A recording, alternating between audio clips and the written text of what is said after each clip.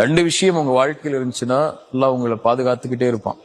முக்கியமான அறிவுரையை எடுத்துக்கோங்க. இது இந்த ஒட்டுமொத்த இந்த அமர்வுகளையும் எனக்கும் உங்களுக்கும் நான் சொல்லக்கூடிய மிக முக்கியமான அறிவுரையில இது ஒண்ணு. ரெண்டு விஷயம் உங்க வாழ்க்கையில் இருந்துச்சுன்னா அல்லாஹ் உங்களை எல்லா இடத்துலையும் பாதுகாப்பான்.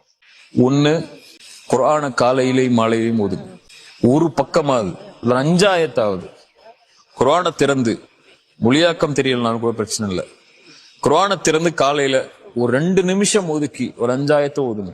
உங்களுக்கு அவ்வளவு வேலையே இருந்துச்சுன்னா அதுக்கு மேல ஓத முடியாத அளவுக்கு, அல்லது இரவு தூங்கும் போதோ மாலையிலேயோ 5 ஆயத்து குர்ஆனை ஓதுங்க.